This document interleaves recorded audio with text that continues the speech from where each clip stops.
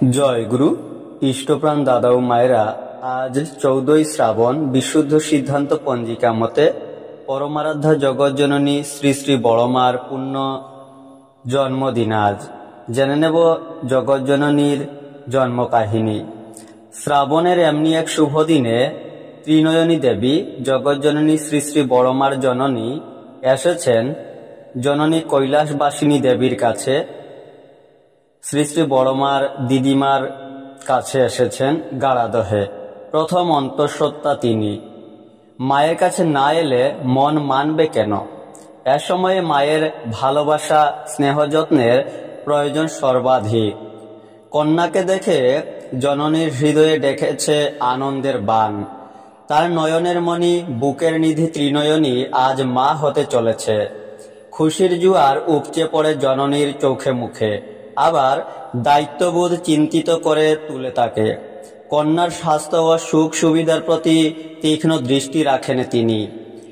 মায়ের যত্নে, দাদার স্নেহে সাথীদের সাথে গল্প করে দিন চলে যায় ত্রিনয়নী দেবীর পরম আনন্দে। রূপসী কন্যার দেহ থেকে ঠিকরে পড়ে আলোর দ্যুতি। প্রতিবেশিনীরা বলেন ত্রিনয়নীর মেয়ে হবে। প্রসবের দিন এগিয়ে এলো। ভোরবেলা ঘুম ভেঙে গেছে ত্রিনয়নী দেবীর। ভারী সুন্দর একটি স্বপ্ন দেখেছেন তিনি। স্বপ্নের সেই মধুময় স্মৃতিটুকু যেন তার সারা দেহ মনকে আবেশে মুগ্ধ করে রেখেছে। আলস জড়িত ভরা দেহখানি যেন আরো ভারী বোধ হচ্ছে তার। বিছানায় বসে আনমনে ভেবে চলেছেন তিনি সেই স্বপ্নের কথা। এগিয়ে এলেন জননী কৈলাসবাসিনী দেবী। কন্যাকে শুধালেন স্নেহ ভরে, শরীর কেমন আছে? ভালো আছে তো? ত্রিনয়নী দেবী বলতে লাগলেন, শুনো মা, ভোরবেলায় আমি একটি সুন্দর স্বপ্ন দেখেছি। বাড়িতে লক্ষ্মী পুজো হচ্ছে। সাজানো গুছানো সব ঝকঝকে তকতকে। আলপনাতে আঁকা রয়েছে মা লক্ষ্মীর চরণ চিহ্ন। লাল মখমলে ঢাকা রয়েছে লক্ষ্মীর ঝাঁপি। সেই ঝাঁপি থেকে বেরিয়ে আসছে একটি পরমা সুন্দরী মেয়ে। মেয়েটির গায়ের রং দুধে আলতায় মেশানো, পা দুখানি আলতারাঙা, অনিন্দ সুন্দর মুখশ্রী, পরনে একখানি লাল পেড়ের শাড়ি। মেয়েটির গা থেকে যেন আলো ঠিকরে পড়ছে। মেয়েটি ধীরে ধীরে আমার দিকে এগিয়ে আসছে। আমিও এক দৃষ্টে তাকিয়ে আছি মেয়েটির দিকে। কিন্তু মেয়েটি আস্তে আস্তে আমার কাছে এসেই মিলিয়ে গেল। আর অমনি আমার ঘুম ভেঙে গেল। কৈলাসবাসিনী দেবী বললেন, খুব ভালো স্বপ্ন। ভোরের স্বপ্ন সত্য হয়, কাউকে বলিস না। শরীর খুবই খারাপ বোধ করতে থাকেন ত্রিনয়নী দেবী। ক্রমে ব্যথা বেড়ে ওঠে তার। তার সুন্দর ফর্সা ঢলঢলে মুখখানিতে পড়ে কালিমার ছাপ। এদিকে সকাল থেকেই চলছে বর্ষার রিমিঝিমি।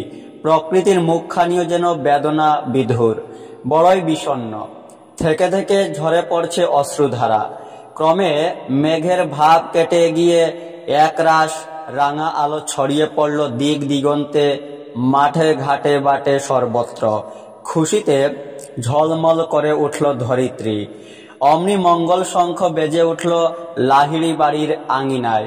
3 বার শঙ্খধ্বনি, 3 বার উলুধ্বনি পড়ল। মধুর মঙ্গলধ্বনি ছড়িয়ে পড়ল আকাশে বাতাসে, পল্লীর অঙ্গনে প্রাঙ্গণে মাঠে প্রান্তরে। রামগোপাল ভট্টাচার্যের পত্নী ত্রিনয়নী দেবী এক পরমা সুন্দরী কন্যারত্ন প্রসব করেছেন। আনন্দের বন্যা বয়ে চলেছে সকলের মনে প্রাণে। দিদিমা কৈলাসবাসিনী দেবী নাতনি কুলে নিয়ে বসেছেন। আর প্রতিবেশিনীর দল ভিড় করেছেন নবজাত শিশুকে দেখার জন্য। দিব্য শিশুর রূপ দেখে সকলে মুগ্ধ। ঘর যেন আলো করে আছে শিশু। কেউ বলছে মেয়ের রং তো একেবারে চাঁপা ফুলের মতো, কেউ বলছে বেল ফুলের মতো, কেউ বলছে মেয়ে তো নয়, যেন স্ফটিক। তাই রায় গিন্নিমা কন্যার নাম রাখলেন ফটকি। পরে শিশুর নামকরণ হলো ষোড়শী। কিন্তু ষোড়শীবালা ষোড়শীবালা নামেই পরিচিত হলেন। তাই তার ষোড়শীবালা নামই সর্বজন বিদিত। এই শুভ দিনটি ছিল বাংলা 1301 সালের 14ই শ্রাবণ, কৃষ্ণ দ্বাদশী তিথি।